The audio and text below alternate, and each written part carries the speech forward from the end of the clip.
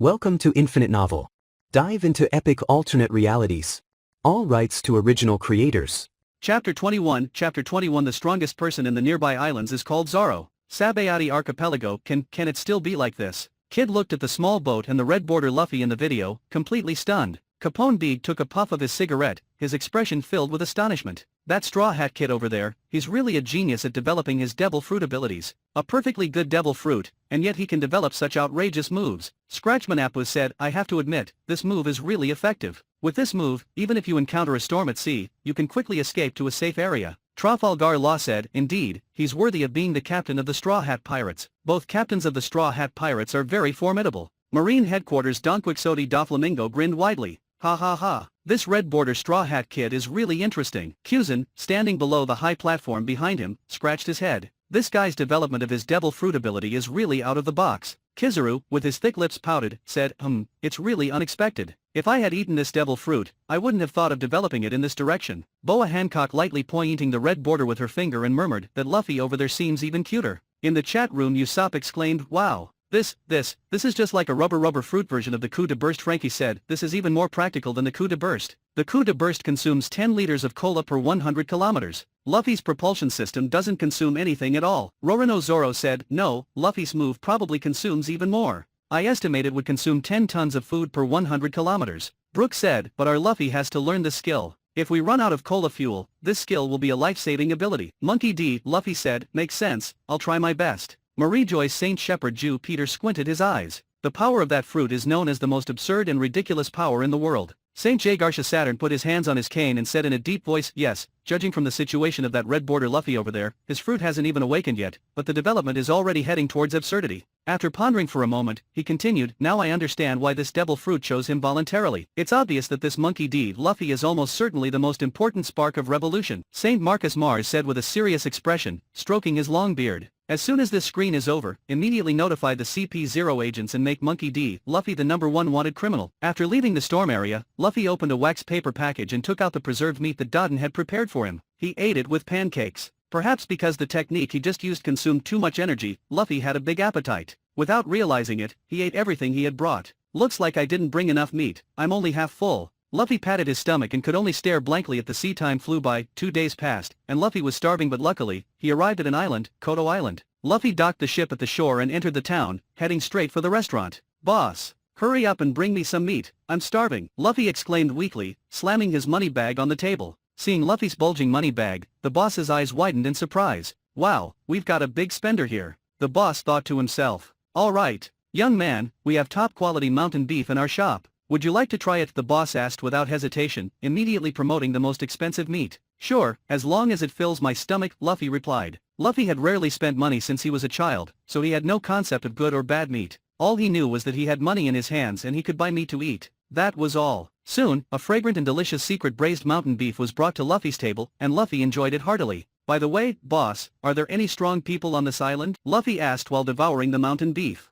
On this journey, Luffy wanted to see the world and improve his strength through battles. Yes, there are, the boss replied. Rarely did he have a big spender like Luffy who consumed mountain beef, so the boss naturally provided him with information. If you're talking about strong fighters, then Roronoa Zoro, the pirate hunter, is a must on the nearby islands, the boss said. It is said that he often roams the sea like a ghost, specifically targeting pirates with decent strength and capturing them for bounties. He is strong, the boss said vividly, even raising a thumbs up to show his recognition of Zoro's strength. That's great. Where is he? Luffy asked with a smile on his face after taking a bite of meat. Ha! You want to find him? The boss's expression suddenly changed, and he earnestly advised, young man, I thought you were just asking casually. If you really want to find him, I strongly advise against it. Why? Luffy asked. A hint of panic appeared on the boss's face. He instinctively looked outside the door before whispering in Luffy's ear, because it is said that guy is like a devil, killing without blinking. That's so scary. Luffy's face also became serious. He secretly thought that when he faced such a strong opponent, he must not be careless. Well, when the time comes, he would go all out from the start. He couldn't afford to make any mistakes. Chapter 22 is that Conqueror's Entanglement? Nami, ahahaha. Luffy's expression is hilarious. He actually believed the boss's words. Usopp, actually, the boss wasn't wrong. Zoro is probably the strongest among the nearby islands. It's just that compared to Luffy, he's far behind. Vinsmoke Sanji, the green seaweed head over there is probably no match for Luffy. Roronoa Zoro, didn't you hear his thoughts? He plans to go all out from the start. I'm really worried about the Zoro over there. Don't let the other Luffy kill him in one shot. Eustace kid, ha ha ha. That's hilarious. Capone Big, based on the situation, it's very likely to happen. Tony Chopper, Zoro over there is in a tough spot. Luffy is eating voraciously, sweeping through the food on his table. Food had been stuck again and again. Burp. When Luffy finally finishes eating, he pushes the money bag forward and says, "Boss, the bill." "All right. Wait a moment, young man." The boss eagerly takes the money bag and goes to the counter to calculate the bill. Luffy lazily eats the remaining shreds of meat from his bones. Suddenly, a shadow from behind covers him. Luffy immediately senses that the person behind him is hostile, but he doesn't react too much because his observation haki is locked onto the person behind him and hasn't detected any signs of him making a move. Luffy turns his head and sees a young man with 3 swords tied around his waist and a green headband on his left shoulder, staring at him with a cold and fierce expression. Because of the backlight, from Luffy's perspective, it's an upward angle. There's a strong sense of looking at a devil from hell. "Kid, I heard you were asking about me." Zoro stares at Luffy with a fierce expression. He just passed by outside and a bounty hunter traveling with him told him that someone in the restaurant was asking about him. In this sea, Zoro is notorious. Ordinary people don't even have time to avoid him, so how dare they ask about him? Those who dare to actively inquire about him are most likely assassins hired by his enemies. Zoro himself is also a tough character, so when he heard about this, of course, he came over on his own. "Kaido, this kid is quite arrogant." Marshall D. Teach, he hasn't realized the seriousness of the situation yet. Say haha. Shiki, saying the most arrogant words and receiving the most vicious beating. We've seen this kind of thing too many times. Vinsmoke Sanji, green seaweed head, you're in for a bad time. Rorono Zoro, dumb curly brow, that's the Zoro over there. Vinsmoke Sanji, that's still you. Luffy is momentarily stunned, then he realizes and asks, "You're the pirate hunter Rorono Zoro?" "That's me. What do you want with me?" Zoro's tone is very impolite. Luffy also gets straight to the point and says, "I want to fight you." As expected, Zoro sneers, "You mean the kind of fight that determines superiority in life or death?" Luffy is taken aback. Is that how it is when fighting strong opponents? No wonder Dodden told me that strong people grow through battles. No problem. Luffy nods solemnly. Seeing Luffy's response, Zoro glances at him. For such a young age, he does have some courage. "It's not convenient to fight here." Zoro looks at the restaurant, then points his right thumb behind him. "Let's fight outside." "Boss, you calculate the bill first. I'll come back to collect the remaining money later," Luffy says and follows Zoro outside. The shop owner was busy counting money and didn't notice Zoro's arrival. He continued happily tapping on the abacus. The two of them went outside. People on the street quickly recognized Zoro. "Wow, that's the pirate hunter, Rorono Zoro. That's right, it's him. How could such a terrifying strongman appear here? No way. They look like they're going to duel. Oh my god. Dueling with the pirate hunter Zoro, is that brat looking for death?" Among the crowd, some knowledgeable people immediately recognized Zoro. At the same time, they were shocked that someone would challenge Zoro without knowing any better. Borsalino, wow, these onlookers, the atmosphere is really intense. Kuzan, yeah, you're right. Don Quixote da Flamingo, this is so interesting. I can't wait to see the shocked expressions on those people's faces. He he he. Gecko Moria, he he he.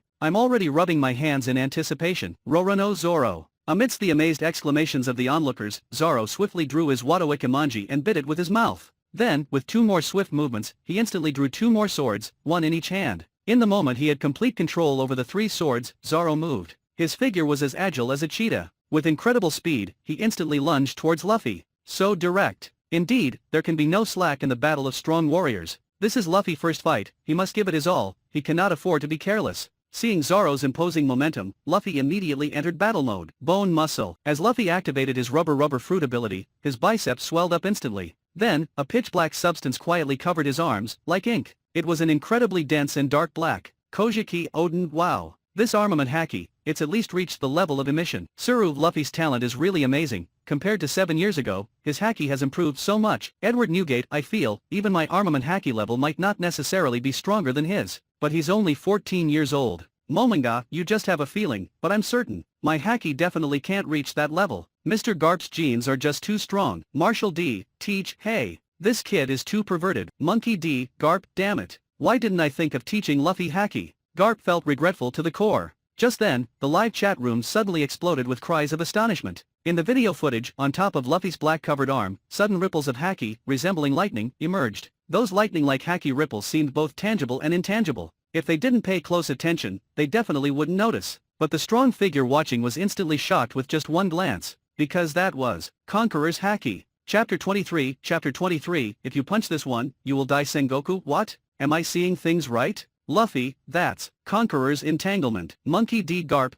Is this a joke? Wasn't he supposed to awaken Conqueror's haki at the age of 9? Hiken Yama, at the age of 9. The word supposed. Suru, Awakening Conquerors at 9, Mastering Conqueror's Entanglement at 14. Garp, your grandson is incredibly talented. Monkey D. Garp, ugh, ah. Garp is now unable to say a word. The stronger the talent devil straight by the red border Luffy over there, the more it highlights how much talent is being wasted by his own Luffy. Over there, Luffy has Conqueror's Entanglement at 14, while his grandson here can't even use armament haki. The gap is simply enormous. Sabayati Archipelago listening to the conversation in the chat room, Kid is shocked and looks around at the others in confusion. Conqueror's haki can also be entangled? Why can't I do it? Don't look at me, I don't even have Conquerors. Noticing Kid's gaze, Capone Beak says disdainfully. Basil Hawkins sneers, don't look at me either, I don't have it, no need to look, as long as you have Conqueror's haki. Trafalgar Law crosses his arms and leans against a rock. But, it seems that your talent, compared to the captain of the Straw Hat Pirates, is miles behind. You bastard. I'll kill you. Hearing Trafalgar Law belittle him using Luffy's name, Kid becomes furious.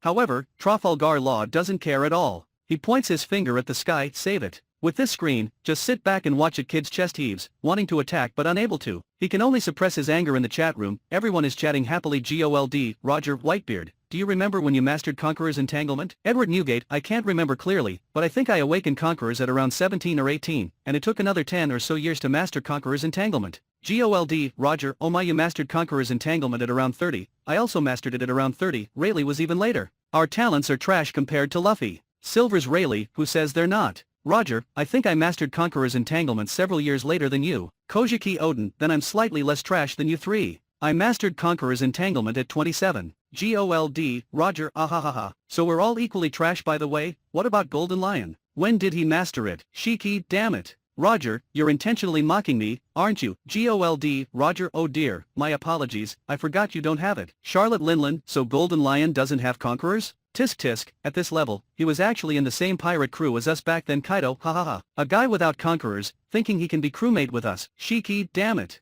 What are you guys so proud of? If I had Conqueror's haki, I would definitely be better than all of you. Look at you guys with Conquerors, compared to the Red Border Luffy, you're simply trash. While the big shots argue, the members of the Straw Hat Pirates are also amazed by the strength of the Red Border Luffy. At the same time, they are deeply worried about Zoro over there. Nami, the strength of that Luffy over there is terrifying. Zoro won't be killed, will he? Frankie, it's hard to say. Zoro is still just a rookie at this point, yet he has to face such a powerful attack from Luffy. Nico Robin, judging from its strengths, Luffy would kill Zoro. Vinsmoke Sanji, beautiful Robin-chan is right. Rorono Zoro, no need to doubt. Even if our Luffy now were to face me back then, he could kill me with a single blow. Not to mention that pervert Luffy over there. Tony Chopper, wah, poor Zoro over there. On Luffy's arms, there is a dense entanglement of armament haki combined with Conqueror's haki. Even so, Luffy remains extremely cautious. He is on high alert, waiting for the opportunity to strike. Zoro's figure swiftly approaches like a cheetah. With a small leap, he is suspended in midair. He raises his dual swords high. Tiger Hunt. Zoro's fierce three-sword style strikes towards Luffy. Ha!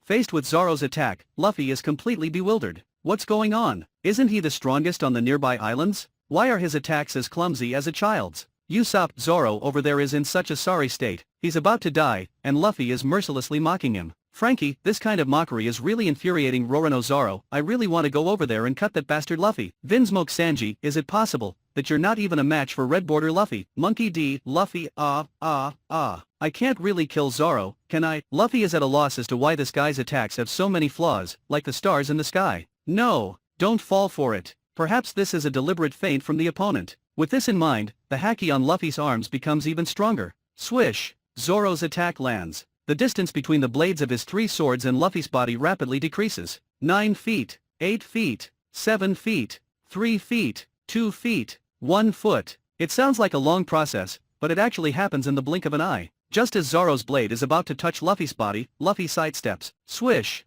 Zoro strikes empty air. Nanny! Seeing that he actually missed, Zoro widens his eyes in disbelief. He turns his head abruptly, looking at Luffy, only to find that the strange black color and unknown aura ripples on Luffy's arm have all disappeared. What does this mean? You clearly had prepared to strike just now, why didn't you? Zoro loudly questions. Luffy stares at Zoro carefully, realizing that he is not pretending, so he shakes his head and says, because if I had thrown that punch, you would have died. Chapter 24, do you want to learn? I teach you. Phew. Seeing Luffy show mercy to Zoro in the video, the members of the Straw Hat Pirates all breathed a sigh of relief, although it's something that happened in another world. After all, they are. If Luffy really killed Zoro, it's likely that the Luffy and Zoro here would also have a rift between them. What a joke. Hearing what Luffy said, Zoro was about to explode. In this sea, he's not only undefeated, but also has very few opponents. This bastard actually said he could kill him with one punch? Immediately, Zoro roared, "Get ready for a fight, let's go again." But Luffy shook his head, "No more fighting, you're too weak. There's a limit to looking down on people." Zoro felt a great blow to his pride. He shouted, "Since you're so arrogant, don't blame me if you died." As soon as he finished speaking, Zoro's figure rushed towards Luffy again. However, he had only rushed halfway when he cleanly flipped over and fell to the ground, foaming at the mouth. Trafalgar Law, huh? Did Zoro suddenly get heatstroke? Eustace Kid, idiot. That's the effect of Conqueror's Haki. But, why can the Straw Hat Kid's Conqueror's Haki only stun one person? Shouldn't it be very strong? As the owner of Conqueror's Haki, every time Kid releases Conqueror's Haki, it stuns a whole area. Haki is incomparable. But in the video, only Zoro was stunned, while the surrounding onlookers were all standing fine. They weren't affected in the slightest. Kaido, fool. The stronger you train your Conqueror's Haki, the better your control becomes. What you're doing, affecting a large area, is exactly the behavior of a rookie. Eustace Kid, who are you calling a fool? Idiot. Shiki, ha ha ha. Well said, Kaido is indeed an idiot. Kaido, huh? It's Kid, right? I'll remember you. Eustace Kid, remember my ass. Others may fear you 4 emperors, but I don't. Sooner or later, I'll knock you off your position as one of the 4 emperors. Luffy used Conqueror's Haki to stun Zoro, and was about to leave. Hold on. But just as Luffy turned around, he heard Zoro's voice coming from behind. Ha! Luffy furrowed his brows, turned back around, and looked at Zoro in confusion. Why hasn't this guy completely passed out? Even a tiger in the mountains would be dizzy for a long time under the intimidation of Conqueror's Haki at that level. Looking at Zoro, Luffy calmly said, "I've already said it, you're too weak. I won't fight you." "No. I don't want to continue fighting you, the gap between us is already clear." Zoro gritted his teeth, using his sword to support himself as he stood up unsteadily. Such strong willpower. Luffy secretly praised Zoro in his heart. He was well aware of how painful it was to stand up again under the intimidation of Conqueror's Haki. It was like undergoing extreme training, multiplied by 10 times the difficulty of getting up again after being completely exhausted. This was probably the difficulty Zoro was experiencing now. "Please tell me, why can you make me instantly lose my resistance with just a glance? How can I resist this power?" Zoro took a deep breath, his eyes filled with seriousness. "Well said, no shame and then be brave." Luffy silently agreed in his heart and said, "This is Conqueror's Haki. Only those with strong willpower and strength can withstand the intimidation of Conqueror's Haki. In my opinion, your willpower is already strong, what you lack is strength. When your strength reaches a certain level, you will naturally be able to resist it." Conqueror's Haki, Zoro repeated in his mouth, biting his teeth. "How can I learn this ability?" Luffy shook his head. "This kind of Haki is innate. If you have the talent for it, when you grow strong enough, it will awaken automatically." Luffy's words were like a bolt from the blue, leaving Zoro stunned. Zoro took a deep breath and lowered his head. "Innate, damn it. Does that mean I was destined to never become strong from birth?" Not exactly. There are 3 types of Haki in total, besides Conqueror's Haki, which is innate. The other 2, Armament Haki and Observation Haki, can be acquired through training. Saying that, Luffy extended a hand and demonstrated the wrapping of Armament Haki to Zoro. By wrapping yourself in Armament Haki, you can enhance your defense and attack power. Observation Haki can help you sense the aura and emotional changes of the creatures around you, allowing you to predict and avoid danger in battle. If you can train Armament Haki and Observation Haki to the ultimate level, you can also become strong. Luffy explained. Listening to what Luffy said, hope reignited in Zoro's heart. He looked at Luffy. "Please tell me, how can I learn these 2 types of Haki?" "If you want to learn, I can teach you. However, I'll only teach you once. How much you can learn depends on your ability." Although the training methods for Haki were precious, Luffy didn't want to keep them hidden. If Shanks had kept them hidden from him in the beginning, Luffy's Haki wouldn't have reached its current level. In Luffy's eyes, this was like passing down a legacy. Shanks' carefreeness Monkey D. Luffy, would carry on the legacy. Chapter 25. He didn't practice for a day, and he felt like he was wasting his time. Shanks, ha ha ha, that Luffy over there is so interesting. He's actually imitating the way I act. Gold Roger, teaching someone once, it depends on their ability to learn. That statement is not wrong. Silver Rayleigh, yes, the current Zoro is to Luffy what Luffy was to Shanks when they first met. They are both strangers recognized by each other. It's already good enough that they are willing to teach each other once. Roronoa Zoro, that's a relief. I thought that Luffy over there was going to beat me to death. Nami, I have a feeling that Luffy and Zoro over there are also going to become partners. Nico Robin, not only will they become partners, but I'm afraid Zoro's strength will surpass our Zoro's, right? The Zoro in the Red Border video is only 16 years old now, and even though his strength hasn't reached the level of the 19-year-old Zoro yet, he has already come into contact with Haki. After 3 years, when he reaches 19, he will definitely be much stronger than the Zoro over here. Brook, yo ho ho ho. After Luffy, is Zoro also going to be suppressed by his own alternate version in the mountains and forests of Kurigana Island? Zoro looked at the red border screen in the sky and sighed. The me over there has better luck than the current me. I hope he can make the most of his youth and grow strong, and achieve Koanas in my dream as soon as possible. Young man, you don't have enough money. The owner of the restaurant suddenly appeared at this moment, holding Luffy's money bag, looking completely speechless. That money bag, which was bulging, actually contained small denomination berries. This is a big loss. Luffy scratched his head. Huh? Not enough? How much more do I need? Can I give it to you later? What? The owner of the restaurant was shocked, his face suddenly changed, and he shouted loudly, "Come and see. This young man wants to eat for free. Isn't there any justice left? Isn't this bullying honest people?" But then, his gaze inadvertently glanced at a person who had just climbed up from the ground, with green algae on his head. Hiss! The owner of the restaurant's heart suddenly jumped to his throat. He was so scared that even the words he was about to say got stuck in his throat. Zoro calmly looked at the owner of the restaurant and asked in a deep voice, "How much does he owe you?"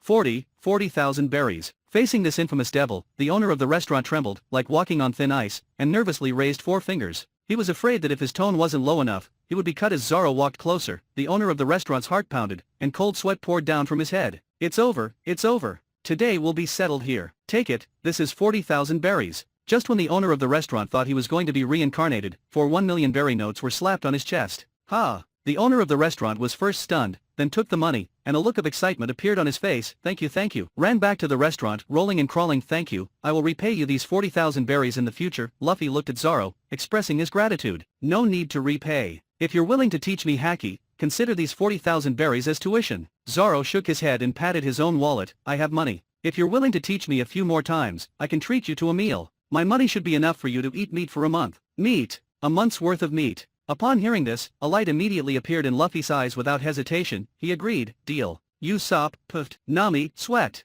Luffy over there can't resist the temptation of meat. Vinsmoke Sanji, indeed, Luffy is easy to deal with as long as there's meat. Monkey D, Luffy, meat is so delicious, why resist its temptation? Urage, paying 40,000 berries as tuition for learning haki is practically freeloading. Jewelry Bonnie, ha, look at Zoro's expression just now, as if he's being extravagant with 40,000 berries. Trafalgar Law, the captain of the Straw Hat Pirates, obviously considers 40,000 berries a huge sum. Capone Big, these two idiots act like they've never seen money. Tony Chopper, Luffy, Zoro, you guys are being criticized. Rorano Zoro, no, they're talking about the Zoro over there, it has nothing to do with me. Monkey D, Luffy, right, it has nothing to do with me. Kodo Island in the mountains and forests. Zoro began his first day of training. In the morning, Zoro used a wooden sword to cut down mountains, practicing armament haki based on his training experience. In the afternoon, Zoro used animals to assist in practicing observation haki. At the end of the day, Zoro was very excited, but Luffy was restless. He felt very anxious. Throughout the day, he occasionally gave guidance to Zoro's training, but he himself had nothing to do. The armament haki training method of attacking mountains and the observation haki training method assisted by animals have almost no effect on Luffy at his current level, so he cannot train haki in this mountain. Without training for a day, he felt like he was wasting time. A sense of guilt instantly filled his heart.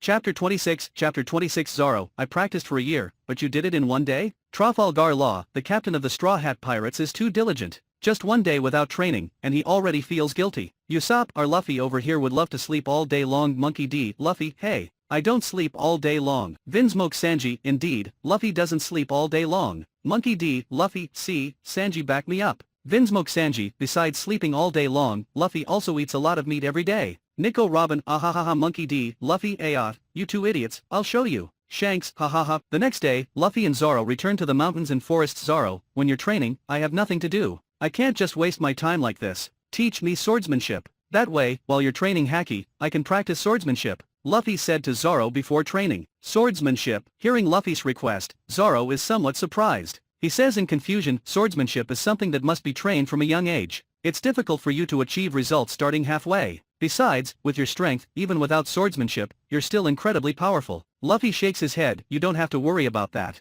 I just don't want to waste this month's time. If I were to waste a month here, it's better for you to train here while I continue my journey. The feeling of wasting a day yesterday was unbearable. For Luffy, it's as unbearable as a gaming addict not being able to touch a computer or phone for a day. If it continues for a month, he'll go crazy. The main thing is that Luffy can quench his thirst by learning something. Alright, I'll teach you swordsmanship. Upon hearing Luffy's intention to leave, Zoro doesn't hesitate and quickly compromises. It's not easy to encounter someone like Luffy who is willing to guide him in training haki. If he angers Luffy and drives him away, Zoro might end up slapping himself awake in the middle of the night. But swordsmanship training is not easy. You have to start from the basics. It will be simple and boring at first. Are you willing to learn? If you waste time on meaningless conversations like this again, I'll leave immediately. Alright, let's start right away. Zoro draws his sword and swiftly cuts down a pine tree. Then, he carves a mark on the cut surface of the tree. From now on, your daily task is to strike this mark. When the time comes that you can accurately hit the mark with every strike without damaging other parts of the tree trunk, we can move on to the second stage of training. Zoro hands the sword to Luffy and quickly goes to train haki. Swordsmanship. Luffy holds the sword and looks at the mark on the tree. He strikes with the sword. The blade falls beside the mark, but it's close training precision and proficiency. As soon as he starts, Luffy immediately understands the significance of this training. It's similar to the precise striking training he did when he developed his rubber fruit power as a child. The only difference is that he used his hands before, with the rubber properties, and now he's using a sword. Usopp, Luffy is actually learning swordsmanship. This is too outrageous, Frankie. With Luffy's fighting style, it would be hilarious if he used a sword. Monkey D, Luffy, hey. Don't underestimate me. I have used a sword before. I just found it inconvenient. Luffy used a sword when fighting against Arlong in Kokoyashi village. During the battle with Moria in the Devil's Triangle, Luffy also used a sword. Overall, it can be considered acceptable. Trafalgar Law. With the talent of the Straw Hat Captain, if he had trained in swordsmanship from a young age, he would definitely become a renowned swordsman on the seas. But someone who starts halfway through like this probably just practices to pass the time. Dracula Mihawk. Although swordsmanship requires training from a young age, those with exceptional talent are not included in this category. Shanks, that's right. In fact, physical training and swordsmanship training have similarities. If a strong individual already has talent in swordsmanship, it wouldn't be difficult for them to switch to it. Gold, Roger. Shanks, it seems like you have high hopes for Luffy. Shanks, yes. Captain, haven't you noticed anything? Gold, Roger, I noticed it when I saw that thing. When Roger saw the rubber fruit actively choosing Luffy, he realized that Luffy was the person Shanks was talking about. And he also believed that Shanks' judgment was correct. This Luffy is very likely the chosen one. Kojiki Odin. Captain Roger, what did you discover? Gold, Roger. Haha, Odin, it's not convenient to say for now. Shiki, damn it, Roger, stop playing dumb. What are you and Shanks up to? Gold, Roger, just watching. One day quickly passed when the first ray of sunlight awakened the world in the early morning. Two figures had already arrived in the mountains. Luffy, today you will continue your slashing training, and I will continue my haki training. Zoro stretched and placed a bag of food beside him. In order to save time for training, they brought their lunch with them. Luffy immediately stopped Zoro and said, wait, I think I can start a new swordsmanship lesson. Then, Luffy drew his sword and with a swipe, cut down a pine tree, revealing a smooth cut surface. Swish swish swish swish swish. Following that, he continued to slash dozens of times. Zoro looked at the only mark on the cut surface and was dumbfounded. Freak. Such a freak. Hey. Where did this freak come from? Zoro's face turned pale. He stared at the only mark on the cut surface, and said in an incredulous tone, it's impossible. This can't be possible. What's impossible? Luffy asked in confusion. He thought to himself, I've clearly done it. Why does he say it's impossible? Is this guy a bit dense? No. I started learning swordsmanship at the age of 5, and my master said I had exceptional talent in the way of the sword. But even so, it took me a whole year to lay a solid foundation for slashing training before I could achieve the level you just did. How did you manage to do it in just one day? Zoro couldn't accept this. Luffy thought seriously. He looked at Zoro and said, seriously, is it possible that I'm actually the person with exceptional talent in the way of the sword that your master mentioned? Chapter 27 Question, what Luffy discovered killer. How did he do that? Capone Big, although I don't understand swordsmanship, from what Zoro said, it seems like that Straw Hat kid over there has done an incredible things, huh? Scratchman Apu, to achieve that level in just one day, isn't it extremely difficult? Cavendish, not just difficult, it's extremely difficult. No, it's super difficult. X-Drake, yeah, I've been practicing swordsmanship since I was young too. In my opinion, this is something that humans simply cannot achieve. Trafalgar Law, didn't Mihawk just say that? While swordsmanship requires training from a young age, those with innate talent are an exception. It's obvious that the Straw Hat Captain belongs to the category of those with innate talent. Dracula Mihawk. Although I wanted to express that, but, for him to complete the basic training in just one day, even in my opinion, it's an incredibly unbelievable thing. Shanks, it seems like Luffy doesn't belong to the category of those with innate talent. Jewelry Bonnie, this isn't innate talent. Shanks, this is at least 3 levels above innate talent. Jewelry Bonnie. Monkey D, Luffy, am I that strong? Monkey D, Garp, idiot. He is talking about the red border Luffy over there. You damn bastard, you completely wasted your talent. Tsuru, you can't solely blame Luffy. Garp, you also have an undeniable responsibility in training Luffy. Sengoku, Garp has also failed. As a Marine Vice Admiral, he can't possibly be taking care of a child every day. Although the Straw Hat Pirates crew members are scattered in different places at the moment, they all watch the screen and collectively facepalm at Zoro's completely dumbfounded expression. Encountering such a monster like Luffy, they can't help but feel sorry for the other side. Poor Zoro. Zoro is dumbfounded. Is it possible that you are the kind of person his master mentioned, someone with innate talent in the way of the sword? Zoro ponders for a moment. Hey, what kind of training should I do next? At this moment, Luffy's voice brings Zoro back from his wandering thoughts. Zoro thinks for a moment before speaking next. It's time for strength training.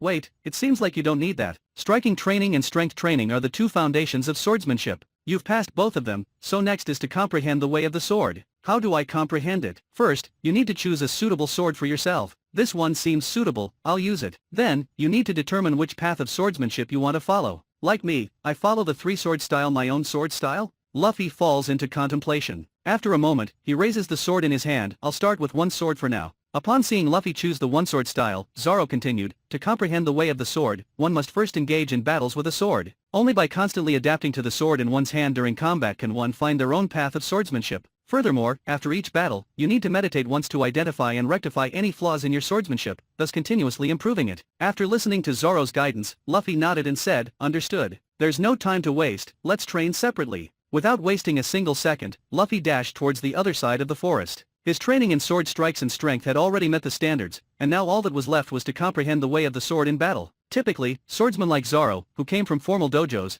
would start by sparring with their fellow disciples. However, for Luffy, he didn't need the earlier stages because his strength was already sufficient. As per usual, Luffy provoked hundreds of wild beasts in the forest, then switched to a wooden sword and began his journey of subduing the beasts. 1 week later, the two stood in front of a restaurant, and Luffy looked at Zoro and said, "Didn't you say you had enough money to eat for a month?" Upon hearing this, Zoro became annoyed. "You didn't say you could eat so much in the beginning either." All the money he had saved as a bounty hunter had been eaten up by Luffy. Fortunately, money is inanimate, and with their abilities, they definitely wouldn't starve. Only the wild beasts in the forest suffered. The two continued their training in the mountains, randomly selecting a training partner to roast and eat when hungry, and picking wild fruits when thirsty. On this day, it was Luffy's turn to gather fruits. He saw coconut trees by the seaside, so he grabbed the edge of the mountain wall with both hands and shot out. Landing on the beach, Luffy picked a few coconuts. Just as he was about to leave, a wave suddenly crashed onto the shore. Ha! Luffy's gaze slightly froze. He turned his head to look at the beach. Ding! Entering the prize question segment. At this moment, a question appeared on the big screen. Question: when Luffy glanced back, what did he see?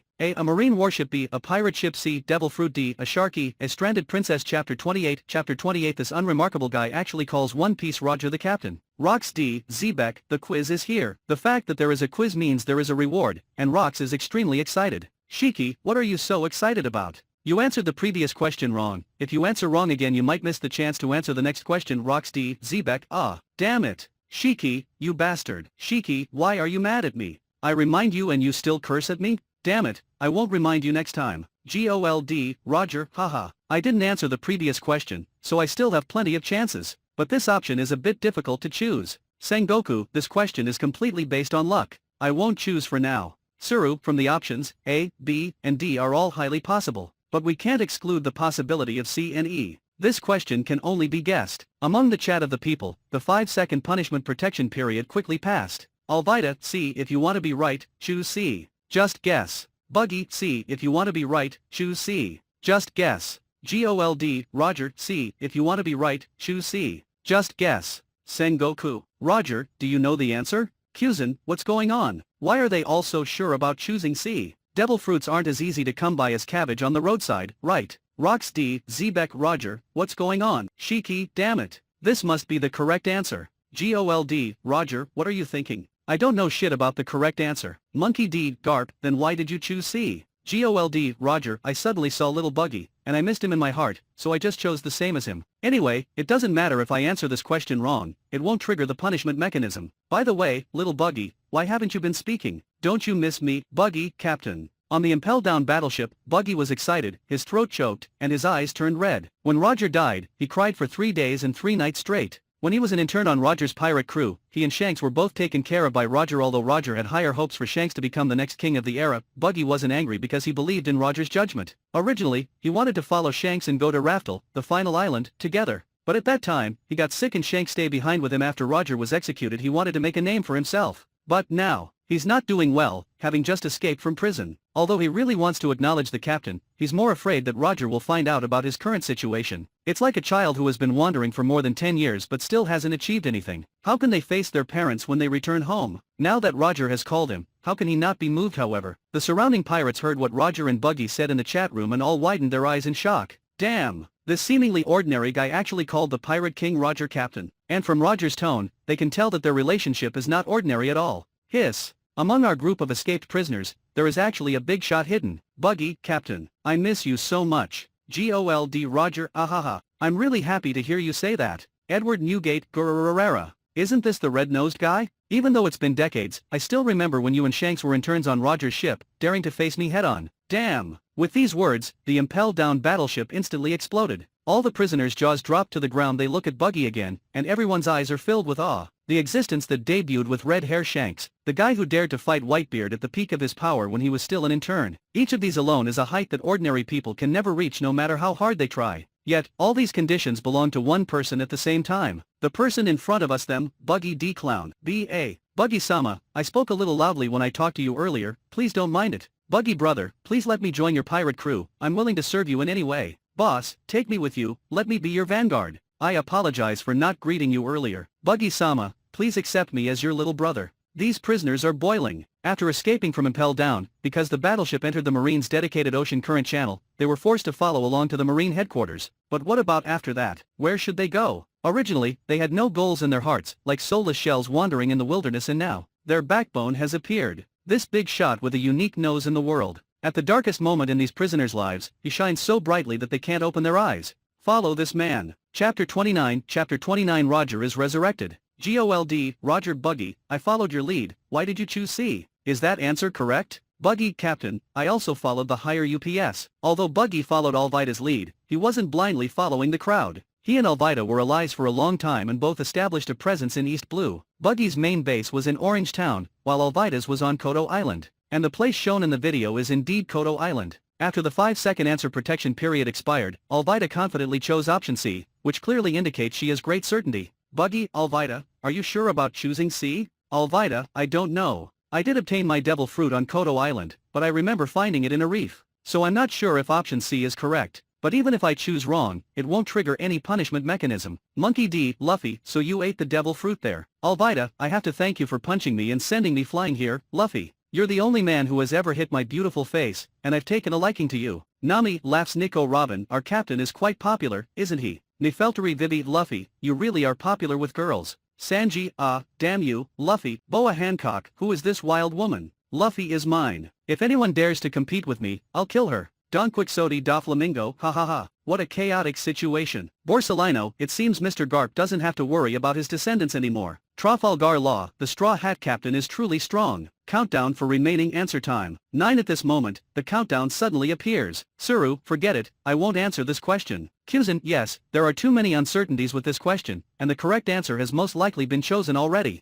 I won't waste the opportunity either. 8 Don Quixote da Flamingo, I won't choose either. Monkey D, Luffy, I choose D. Nami, you idiot, Luffy. Option D is a shark. Monkey D, Luffy, yeah. Sharks can appear by the seaside, right? Rorono Zoro, this idiot. 3210 as the answer time ends, the still image starts playing again. Luffy turns his head to look back. There is a fruit with mysterious patterns, washed up on the beach by the waves. Clearly, the answer is C. A devil fruit. Alvida, that's it, that's my smooth fruit. Ding. The top 3 winners who answered correctly are Alvida, Buggy, and Gol D, Roger. Congratulations to the 3 of them for winning rewards. Congratulations to Alvida, who receives the Zanpakuto Tengumaru. Congratulations to Buggy, who receives the Bloodline Limit Dead Bone Pulse. Congratulations to Gol D, Roger, who receives 1 chance to be resurrected. Damn it. When they saw Roger's reward, the chat room exploded. Shiki, resurrection. Oh my god, Roger, you can be resurrected. Rox D, Xebec, bastard.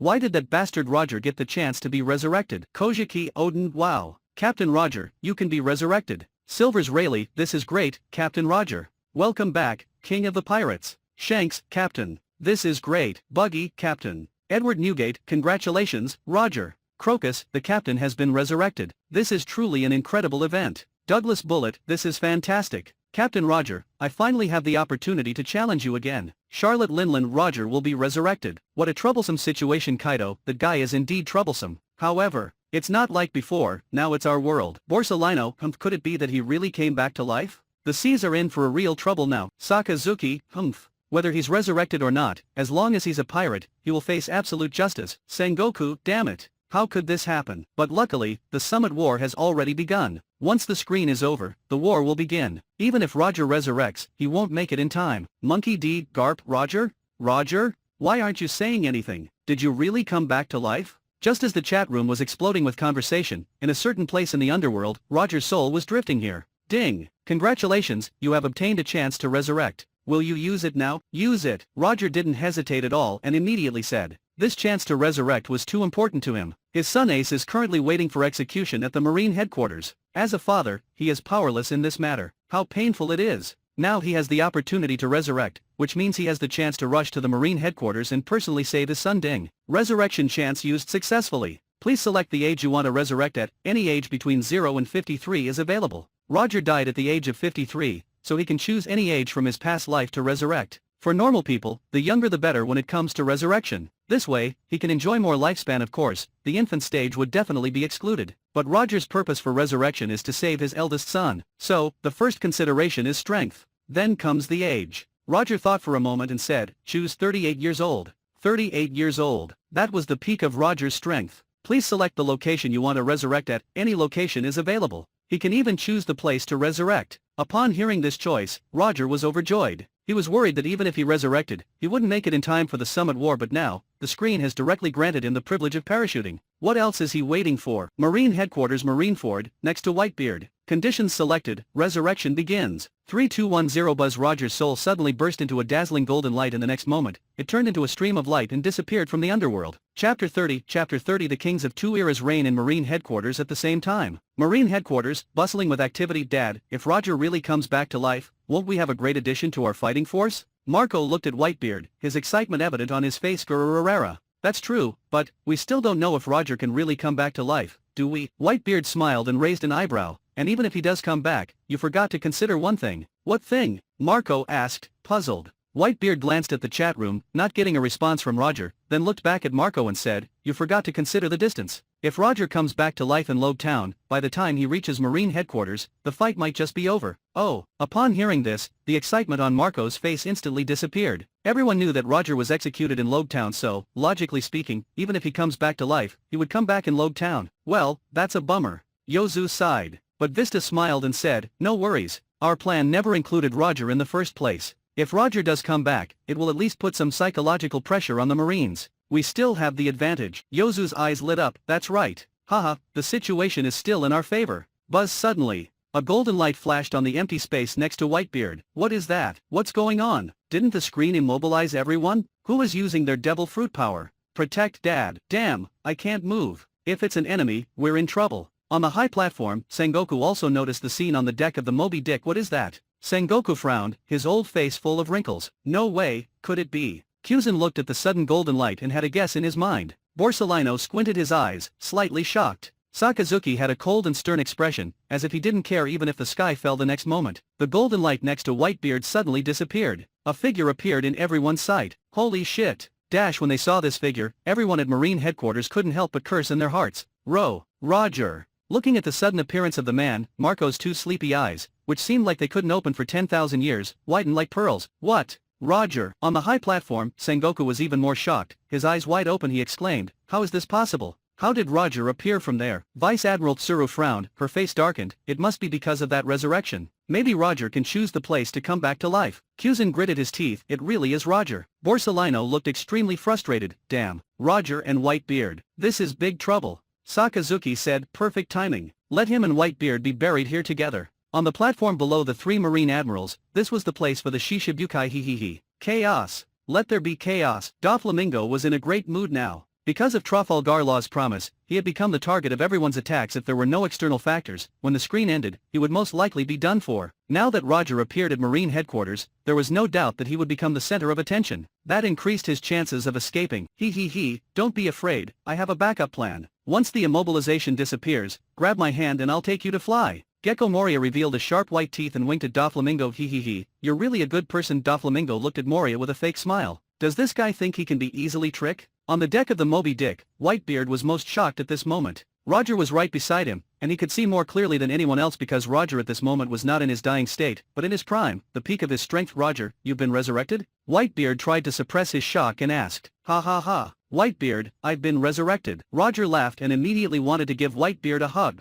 He realized that his hands couldn't open as he intended, and Roger was slightly stunned. Then he realized what was happening. It seems that after I was resurrected, I, like you all, have been imprisoned by this screen and can't move, Roger said. However, Whitebeard didn't care about that, and he continued to ask, Roger, how old is your body now? Oh, about that. Ha ha. I chose to be resurrected at the age of 38, which is when I'm at my strongest. Roger instinctively patted his chest. It seems like I can still move myself? Roger was somewhat surprised when he saw his palm patting his chest. Yes, you can only move within a very small range, but you absolutely cannot make any movements towards others, Marco explained. Looking at the appearance of the young Roger, Whitebeard was filled with envy. Roger was originally 5 years older than him, but now, Roger was in his prime. While he was nearing the end, anyone would feel a sense of lamentation, but he quickly adjusted his emotions. He looked at Roger and said, "Roger, with you in your prime joining us, we will definitely be able to save your son." Upon hearing this, Roger and Whitebeard locked eyes. Gratitude surged in his eyes. "Thank you for taking care of Ace." "Whitebeard, Ace is my son, and he is also your son." If it weren't for the imprisonment of the screen, Roger really wanted to give Whitebeard a good hug right now. Gururururara. "Roger, hearing you say that, I'm really happy." Whitebeard burst into hearty laughter. "Then let's save our son together." "Good." Roger also laughed freely. He turned his head towards the direction of the new form, his gaze swept across Sengoku's face, and then landed on Ace's face. Ace was also looking at Roger, and when he saw Roger looking at him, he instinctively avoided his gaze. However, Roger's voice suddenly resounded. "Ace, listen carefully, you may not have much else, but you have a lot of dads. With me as your Pirate King dad, and Whitebeard as your 4 Emperors dad, no matter who makes you suffer, we will make them regret it." Roger put his hands in his pockets and looked around the whole scene. At this moment, the aura of the former king suddenly descended. Those who had walked through the Roger era seemed to recall that era when Roger ruled. And what was even more terrifying, the man with a crescent-shaped mustache standing beside Roger was the king of this era. The kings of 2 eras simultaneously reigning over the Marine headquarters. The best light novels are waiting for you here. Don't miss out. Subscribe on Infinite Novel now. Chapter 31. Now I have to face 2 royal groups plus One Piece. Marijoy's Pangaea Castle Hall of Powers. In the room, the live situation of the Marine headquarters is being broadcasted on the screen. He actually resurrected. Saint Shepherd Jew Peter looked at the situation on the live screen, his face solemnly exhaled deeply. Beside him, Saint J. Garcia Saturn nodded and said, "Yes, Roger appearing there definitely a significant impact on the entire battle situation. The pressure on the Marines will multiply." Saint Ethan Baron V. Nasujiro nodded his chin thoughtfully. "What we should be worried about now may not be Roger's situation or the Nika fruit, but this screen." Saint Marcus Mars nodded at Nasujiro with a deep gaze. "You're right. Even someone who has been dead for over 20 years can be resurrected. The ability of this screen has completely exceeded our expectation." He looked up with a deep gaze, wondering what the situation was with Lord Imu. If even Lord Imu was suppressed and unable to move by the screen, then this matter is very terrifying. In the chat room, Basil Hawkins, "Roger. The Pirate King Roger has been resurrected." Capone Big, "Yes. The live footage from Sabayati Archipelago clearly shows that Roger not only resurrected, but also appeared next to Whitebeard." Scotchman Apu, declaration. "Wow. Listen, the Pirate King Roger is sending a message to the Marines.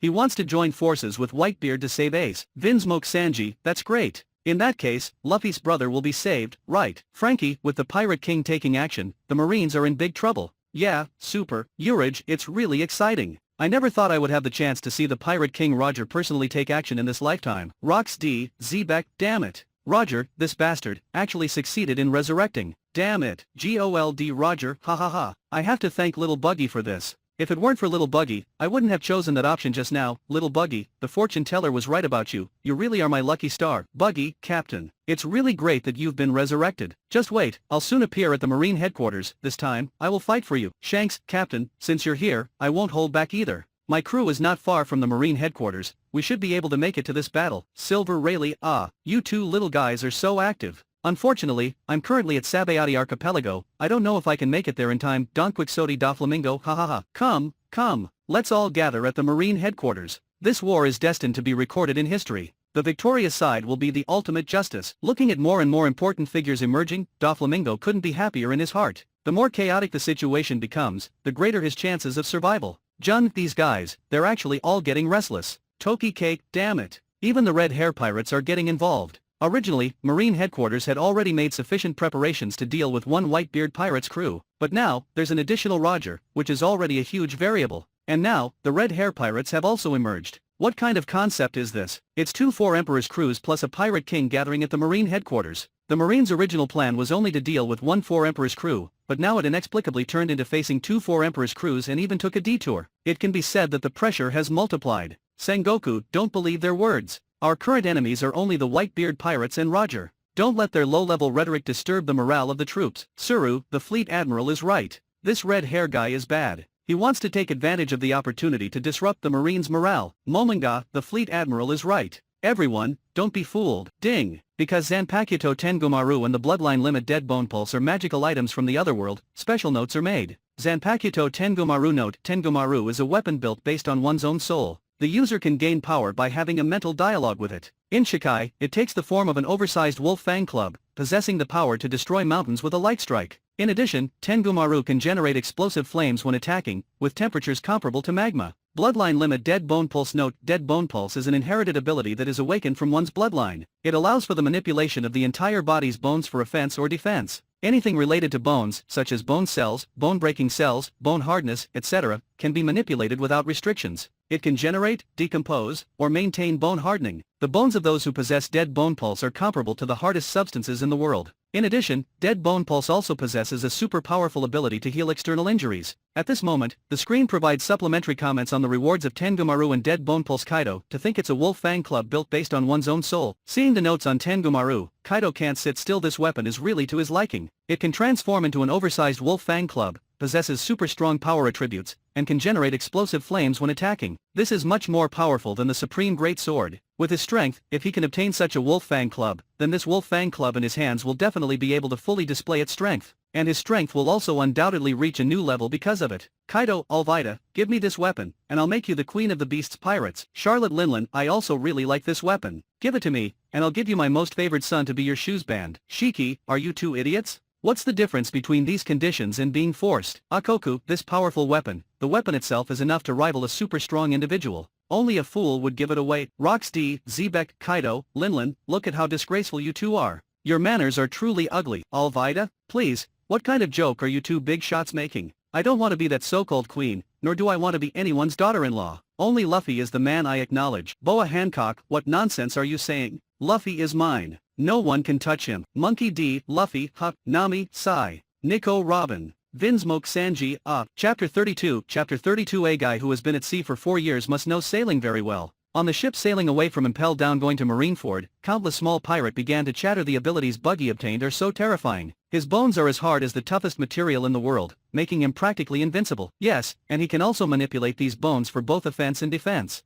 It's like having the strongest spear and the sturdiest shield at the same time. Plus, with his super healing ability, Captain Buggy's current strength is definitely not weaker than an admiral. Are you questioning Captain Buggy's original strength? No, Captain Buggy's strength was never weaker than an admiral, and now he is truly unbeatable. That's right. Even if Sengoku saw Captain Buggy, he would have to bow down and shine Captain Buggy's shoes. Even the 5 elders would have to endure a slap from Captain Buggy before they dare to speak. Originally, just the aura and title on Buggy have already made these prisoners who escaped from the Impel Down prison admire him with shining eyes. Now, they have witnessed Buggy obtaining such powerful strength with their own eyes, and one by one, they have become even more subservient to Buggy. Having obtained the power of Dead Bone Pulse, Buggy himself understands just how powerful this power is. It's like giving him a cheat code. Coupled with his original ability of the split fruit, the combination of the two unleashes an even more terrifying power. This time, he is heading to the Marine headquarters to fight alongside Captain Roger. However, although he is determined to fight, he is actually quite panicked in his heart. He is not afraid that he won't be able to defeat others, but rather, he is afraid that once he shows a weak strength in front of Roger, it will surely disappoint Roger. But now, with the power of Dead Bone Pulse, Buggy suddenly has great confidence. That bastard Shanks is now leading a 4 Emperors group to help Roger. How can I, Buggy, be any worse than him? Looking at these prisoners in front of him, although they are all different, each and every one of them is at least qualified to be imprisoned in the Impel Down prison. When all these numbers are added together, it is definitely a force that no one can ignore. Good. Listen up. From now on, you are all members of my Buggy Pirates. Those who are willing to follow me, praise my name, and I will lead you to fame. Buggy, Buggy, Buggy. Upon hearing that Buggy is willing to accept them into his crew, these prisoners feel as if they have reached the pinnacle of their lives, all shouting Buggy's name. Red Nose, thank you. Luffy grinned and sincerely thanked him. Buggy shrugged, why are you thanking me? Straw Hat Kid, you don't owe me anything. Luffy smiled and said, because you were willing to save Ace. Buggy immediately chuckled, stop kidding. I saved him because he is Captain Roger's son, not because of you, idiot. However, Luffy didn't mind, and he still sincerely expressed his gratitude. It's all the same, anyway, thank you very much. Buggy turned his head to the side, full of pride. The video on the screen in the red border continues to play. Luffy returned to the temporary camp with the devil fruit. You mean, if you eat this thing, your skin will become as smooth as a woman's? With 2 fingers pinching the smooth fruit branch, Zoro felt very curious. Yes, this is the devil fruit catalog I copied from Shanks. Look, this one is the smooth fruit, exactly the same. Luffy showed Zoro an open handwritten book. When Shanks gave him the rubber fruit in Windmill Village, Luffy specifically copied the devil fruit catalog. At that time, he didn't have any particular purpose, he just wanted to have a better understanding of the world. Now it's finally coming in handy. Yes, there should be some other abilities related to smoothness. If you eat it, you can gain those abilities, but the cost is becoming a forever to not be able to swim in the sea. Luffy, as an experienced person, explained the characteristics of the devil fruit to Zoro. This greatly shocked Zoro. He looked at Luffy and said, "You're already a rubber man, so if you eat this devil fruit, will you become a smooth rubber man?" Luffy couldn't help but laugh and cry, "How is that possible? If a person eats 2 devil fruits at the same time, the 2 devils inside their body will fight each other and explode." When he got the rubber fruit, Shanks reminded him of this. Otherwise, Luffy wouldn't know much. Luffy said, "I still owe Shanks a devil fruit. Now that I have this devil fruit, when I see Shanks, I'll just give it back to him." Just as he was about to put the smooth fruit into the package, Luffy suddenly noticed Zoro's gaze. "If you want to eat it, then you can have this devil fruit. But after eating it, you have to help me make money, and I'll give it back to Shanks later." Although he had only known Zoro for a little over a month, during this time, the relationship between Luffy and Zoro had been gradually warming up. If it were when they first met, even if Zoro asked for it, Luffy wouldn't give this devil fruit to Zoro. But now, if Zoro was willing to eat it, Luffy wouldn't hesitate. Because he knew that after Zoro ate this devil fruit, he would definitely help him make money. However, what a joke. Eating it will make my skin smooth? I won't eat this thing. Zoro waved his hand with a disgusted expression. He continued, "Also, you already have a devil fruit power. If I eat a devil fruit, then if the ship capsizes, we'll both be done for. So, I'd rather be a pure swordsman." Luffy was stunned. "Huh? Are you trying to become my crewmate?" "Hey, don't get ahead of yourself. I didn't say that." Zoro immediately turned his face to the other side, but still said, "But, since you sincerely invited me to go out to sea with you, I'll reluctantly agree." Confused face? Did he invite him? A puzzled expression appeared on Luffy's face. He hesitated and said, "Actually, I." Zoro waved his hand. "All right, you don't have to say it. I understand. Inviting me to be your crewmate is the best decision you'll ever make in your life." Luffy thought for a moment and asked, "How long have you been at sea?" Zoro answered, "I've been at sea for 4 years. 4 years. Upon hearing this, joy and excitement appeared on Luffy's face. Someone who has been at sea for 4 years must know a lot about sailing. Perfect, he is in urgent need of a navigator. Thinking of this, Luffy said excitedly, "From now on, we're partners." The video on the screen in the red border gradually dimmed at this point. Chapter 33. Chapter 33. Nami doesn't talk about martial arts, and sneak attacks on the 17-year-old guy Nami. Monkey D, Luffy, wow, I feel bad for me in there. Nico Robin, he it's so heartbreaking to see Zoro become the navigator. Poor Luffy over there. Trafalgar Law, is there any problem with Zoro being the navigator? Vinsmoke Sanji, ha ha ha. It's because Mosshead is directionally challenged. The world-class kind. Rorono Zoro, shut up, curly-browed idiot. I'm actually good with directions. Vinsmoke Sanji, then tell us, why couldn't you find your way back to your village after setting sail? Frankie, ha ha ha ha. Rorono Zoro, you damn curly-browed idiot, I'll fight you. As the red border screen completely fades, the white border screen gradually brightens. The scene appears. Under the clear sky with a gentle breeze, the sea ripples. A few seagulls fly low, curiously observing a lone small boat on the vast sea. On the small boat, Luffy and Zoro sit upright, facing each other with puzzled expressions. After staring for a while, Luffy says in frustration, "You don't know anything about navigation, that's ridiculous, right?" Zoro leans against the mast, casually raising his hand in a nonchalant gesture. "What's so strange about that? Just go with the flow of the sea." Luffy furrows his brow in confusion. "But weren't you chasing pirates on the sea to exchange for bounties?" A hint of embarrassment crosses Zoro's face. "I never said I was a bounty hunter. I actually set sail to find someone, but ended up not knowing how to return to my village. So, I had to catch some pirates to earn a living." Luffy exclaims in astonishment, "What the heck? So, you got lost." Zoro instantly turns into an expression of frustration. "Damn it. No, don't say that. Jewelry Bonnie, ahahaha. Trafalgar Law, getting lost to this extent, Zoro is quite something. Capone Big, if this guy hadn't encountered Straw Hat Luffy back then, would he still be drifting in that sea area? Monkey D, Luffy, who knows, maybe that's true." Vinsmoke Sanji, "See, it's confirmed now, Mosshead." Rorono Zoro, "Damn it." Luffy tries to catch a bird to eat, but ends up being carried away by the bird to Orange Town. He is then blasted down. As soon as he lands, he sees a group of pirates chasing after Nami. "Boss, you came to save me." Nami says excitedly, her cute face lit up as she clasps her hands together. "Take care of those guys behind me," she adds. After saying that, Nami quickly used her flirting technique and made a swift escape. Tony Chopper, at this point, is Nami already a member of Luffy's crew? I didn't see when she joined. Nami. Frankie, ha ha ha. Clearly, she doesn't recognize Luffy at this point. Tony Chopper, but didn't she call him Captain Luffy? Eustace Kid idiot, she's deceiving the pursuers behind her. Trafalgar Law, this is Nami's dark history. Monkey D, Luffy, ahahaha. Nami, Luffy. After Luffy dealt with a few pirates, he encountered Nami. At Nami's suggestion, the two of them went to the bar where Buggy's pirate crew was located. While Luffy wasn't paying attention, Nami used a rope to tie him up and used him as a hostage, pretending to join Buggy's pirate crew. Rocks D, Xebec, this Straw Hat Kid's vigilance is really poor. Shiki, kakahaha. Mainly because he didn't expect the girl next to him to be so dishonorable, actually ambushing this 17-year-old kid. Gold Roger, indeed, he just helped her a moment ago, and now she's turning around and selling him out. How dishonorable, but isn't that you, Buggy?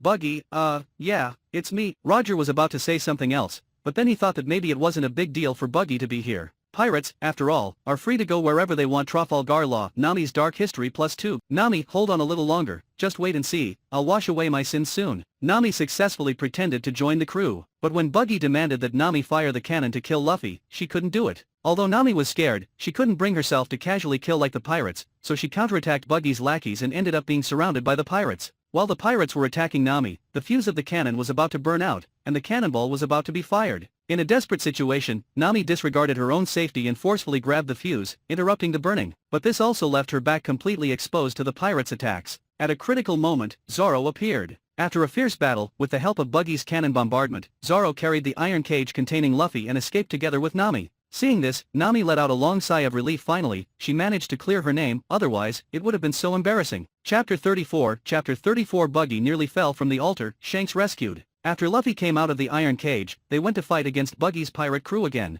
Zoro defeated Kabeji, the strategist of Buggy's pirate crew. Next is the battle between Luffy and Buggy. Killer, isn't this guy the intern who debuted in Roger's pirate crew with red-haired Shanks? Why does his fighting ability seem so weak? Capone begged Luffy had just set sail at that time, so his strength was still very weak. It's ridiculous that Buggy, a member of the Pirate King's crew, couldn't gain any advantage. Scotchman Apu, could this guy really be that weak? It's truly a shame for a member of the Pirate King's crew, a Papa Urage, so clumsy. Charlotte Smoothie, this level of battle, it's unbearable to watch. Watching the battle on the video screen, everyone in the chat room couldn't help but make fun of it on the impel-down battleship. The pirates who had just joined Buggy's crew were all confused. This Buggy is god tier, right? Having a back-and-forth battle with a rookie who just set sail. This is too weak. Who exactly have they been following? Feeling the skeptical gazes around them, Buggy was also on pins and needles. Relying on the reputation of being Red-Haired's brother, facing Whitebeard in battle, and a member of Roger's pirate crew, he had just tasted the sweetness of being respected, but he never expected that this damn screen would leak his early battle videos. Now his fig leaf was about to be torn off.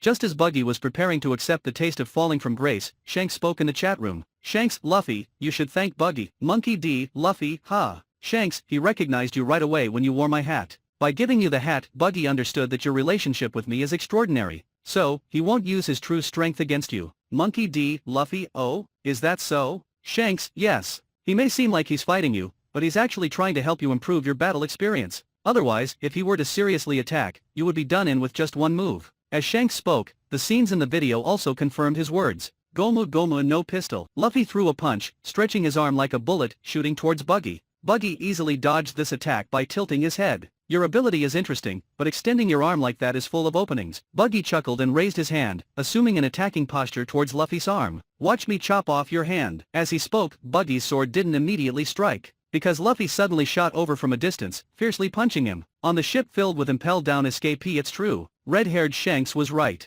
Captain Buggy is really helping Straw Hat Luffy improve his battle experience. That's right, he even had the leisure to tell Straw Hat Luffy that his attack style is full of openings. Captain Buggy is truly thoughtful. Did you see that? Captain Buggy raised his dagger high but didn't strike immediately, waiting for Straw Hat Luffy's attack to come. It's so staged. Just because of a Straw Hat, he immediately realized that the other person had a good relationship with his brother, Red-haired, and immediately switched to teaching mode in the battle. Captain Buggy truly has the demeanor of a strong person, handling things with ease. The prisoners who originally doubted Buggy were now filled with regret, realizing that they had underestimated Buggy's strength. They quickly showered him with flattery. The two of them exchanged attacks. Luffy caught Buggy's flying sword hand, but the hand split again, and the blade headed straight for Luffy's face. Although Luffy dodged it, his straw hat was pierced with 3 large holes. When Luffy saw his hat with 3 big holes, he was filled with rage. Bastard! You actually broke this hat. This is my treasure, I will never forgive you. Luffy picked up the hat, his face trembling with anger. Oh, is this hat so important to you? Buggy looked at Luffy with a playful expression. That's right, Luffy shouted.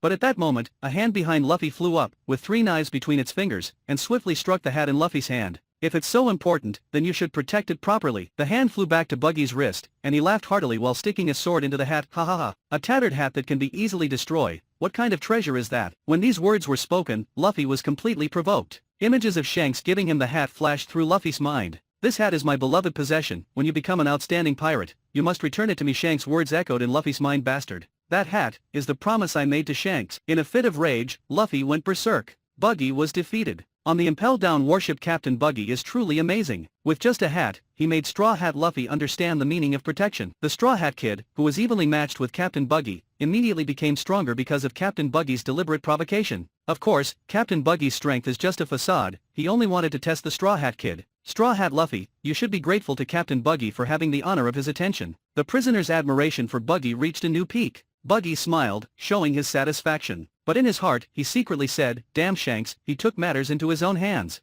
However, this time, he did him a big favor, so he will reluctantly let go of his grudge against the person who made him eat the devil fruit. Humph. Luffy scratched his head and looked at Buggy. So you were actually giving me advice on fighting back then, but I wrongly blamed you. I'm really sorry. Buggy was first taken aback, then nodded graciously. That was because of Shanks' face. Don't worry. At this moment, the white border screen in the sky gradually dimmed. Chapter 35 Double Swords Luffy vs 3 Swords Zoro Red Force on the deck. Boss, what are you doing? Lucky Roo looked at Shanks, puzzled. Shanks smiled and said, I grew up with Buggy since we were kids, and I know he cares a lot about his reputation. If got exposed then, it would be even more unbearable for him than being killed. Ben Beckman said, you're going all out to help him, but who knows if he'll appreciate it. Ha ha, of course he will. But he will definitely put on a Tsundere act and say something like, I'll reluctantly forgive him or something like that, ha ha ha. Perhaps imagining Buggy's appearance in his mind, Shanks couldn't stop laughing. At this moment, the screen with a red border lit up. A video appeared. After 2 months of training in Koto Island, Luffy and Zoro left the island and set sail again. Before leaving, they caught a few pirates and exchanged them for some money, and they also found a local carpenter to build a slightly larger ship. Compared to Luffy's previous small turtle shell boat, this ship has about 3 or 4 times more space,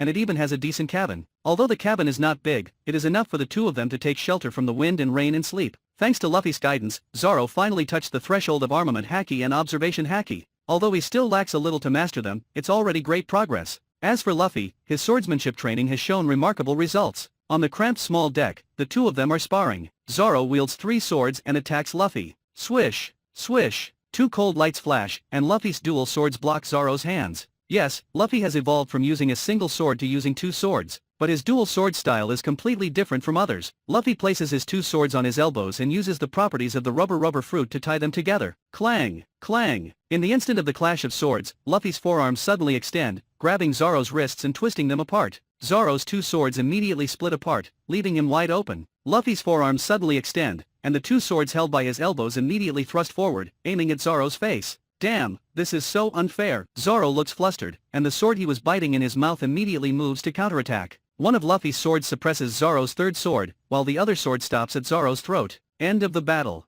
You bastard. Your dual sword style is simply playing dirty. Zoro really wants to curse. He feels like he's fighting 2 people at the same time. This is the swordsmanship I have developed myself. I call it auxiliary swordsmanship. After 2 months of exploration in swordsmanship, Luffy finally found a swordsmanship style that suits him. If he were to hold a sword with both hands like an ordinary person, it would simply change his attacking method from fists to swords. But by holding the sword with his elbows, Luffy can retain his original attacking style and use the 2 swords as an auxiliary, greatly increasing his attack threat. In the practical battle with Zoro, the rationality of this swordsmanship has also been proven. Of course, this method is only suitable for a rubber man like Luffy. Watching the battle on the screen with a red border, the viewers were amazed. Can this even work? Vinsmoke Sanji said, it's really strange. Looking at Luffy over there using a sword, I don't feel any sense of incongruity at all. Frankie said, yeah, and it feels like a flowing movement. Roronoa Zoro said that Luffy over there is truly a genius. His dual sword style would make any swordsman extremely uncomfortable. Dracul Mihawk said, to increase one's attack power by 2 substantial threats without affecting one's original combat strength, this is indeed a clever and effective approach. Monkey D. Luffy said, huh? Should I give it a try? Roronoa Zoro said, no. Luffy, your foundation is different from Red Border Luffy's. Please don't learn from him. Monkey D. Luffy, well then after sparring, they took a break and started grilling fish. A ship is coming. Just as the fish was halfway cooked, Luffy's observation haki sensed a small boat approaching, so he stood up and looked outside. Sure enough, a small sailboat drifted out of the nearby sea fog, with a girl lying on the mast, seemingly suffering from dehydration and shock. A girl sailing alone, she's really brave. Zoro glanced at the small sailboat. This shabby boat, it would probably be destroyed by any storm it encounters. Am I dreaming? To actually encounter someone in the middle of the sea. The girl raised her head, revealing a beautiful face, and it was none other than Nami. Trafalgar Law Nami, the one from earlier, has also appeared. Scratchmanappa, she's been rescued from distress, so it should be smooth sailing for her to join them. Urage, this situation is definitely very friendly. Drake, don't forget, she's a thief, and Luffy's ship has a devil fruit, which is worth a fortune. Jewelry Bonnie, no way. I just watched the video in the white frame earlier. She only steals from pirates, she wouldn't do something like that to her savior. Listening to the conversation in the chat room, Nami's cheeks turned red. She knows herself the best. She looked at her appearance on the screen in the red border and already guessed what she would do next. Luffy and Zoro rescued Nami onto their ship and gave her a glass of water. Sorry, there are a lot of my things on that ship. can you help me bring them over? After taking a sip of water, Nami seemed to have regained some strength. Upon hearing this request, Luffy looked into Nami's eyes and then nodded calmly. Oh, I can. I'll go. You stay here and take care of her. Seeing that Luffy was about to go to the other ship, Zoro quickly volunteered to do it. He also gave Luffy a look, indicating for him to stay on their own ship. However, Luffy smiled slightly. There are a lot of things, I'll go help. When both of them boarded Nami's small sailboat, suddenly, a strong south wind blew. Nami jumped up, grabbed the sail control lever, and immediately adjusted it to face the wind. Luffy's ship shot out in the strong wind, but Nami's shabby boat still had its sail down, indifferent on the sea because of the thick fog. Nami's boat suddenly rushed into it and disappeared. Thank you, two pirates. I'll gladly accept your ship and treasure. Standing at the edge of the ship, Nami stopped pretending, no longer showing any signs of weakness or dehydration. Damn! The chat room exploded. Capone beat, oh, this. Trafalgar Law. Nami, the one from before, never disappoints. Urage. Oh my god.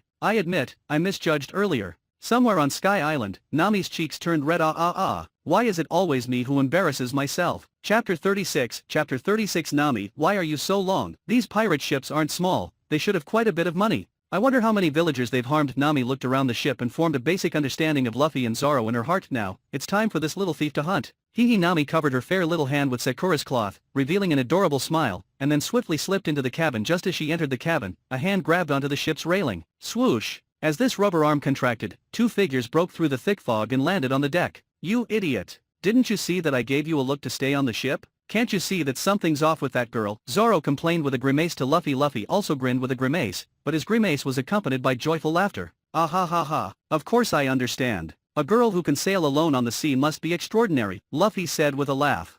Ha! Zoro immediately showed a confused face and questioned, then why did you come with me to that ship? If it weren't for you being a rubber fruit user, we would have lost everything we had. Luffy extended his hands and grabbed two barrels, placing them in front of himself and Zoro. Luffy sat on a barrel and explained with a smile, although we suspect that she might have ulterior motives, it's just our speculation. What if she really ended up in the sea due to an accident? What do you mean? We're creating an environment that she wants. If she really has ill intentions, her true colors will definitely show. Luffy patted the barrel next to him, signaling for Zoro to sit down. Is that so? Listening to Luffy's words, Zoro pondered. He scratched his head and also sat on the barrel, sitting side by side with Luffy. The positions of the two of them were directly facing the cabin door. Sengoku, to capture, one must let loose, to lure the snake out of its hole. Garp, your grandson over there is incredible. Tsuru, instead of being cautious and guarding against her, it's smarter to lure her into exposing her true self. That's indeed the wise thing to do. Monkey D, Garp, excellent. Absolutely excellent. That grandson over there is 100 times better than this grandson over here. Monkey D, Luffy, hey.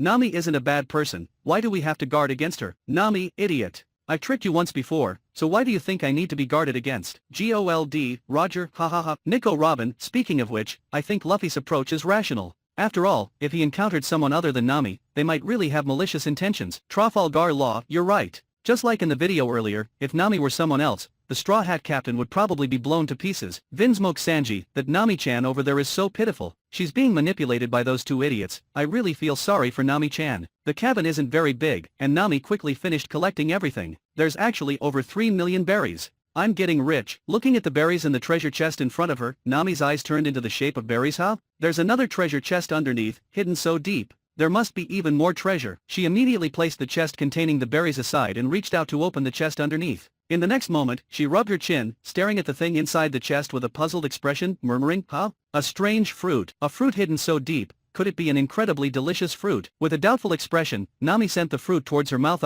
She opened her mouth, revealing her white teeth, but quickly slammed on the brakes. Ah, I'm such an idiot. Suddenly looking back at the fruit, Nami's heart fluctuated violently, her heartbeat accelerating. The fruit, covered with mysterious patterns on the surface, was hidden so deeply. Although Nami had never seen the appearance of a devil fruit, she had heard the legends of devil fruits. With her intelligence, it was not difficult to guess that the fruit in front of her was most likely the legendary devil fruit. Oh my god. I almost ate a fortune. Thinking about her foolish actions just now, Nami wanted to slap herself. The value of a devil fruit was measured in billions. If she could successfully sell this devil fruit, then her small goal could be achieved ahead of schedule. Murua, excitedly giving the fruit a kiss, Nami carried a treasure chest and walked out. Just as she reached the door, she saw Luffy and Zoro sitting boredly, waiting for her.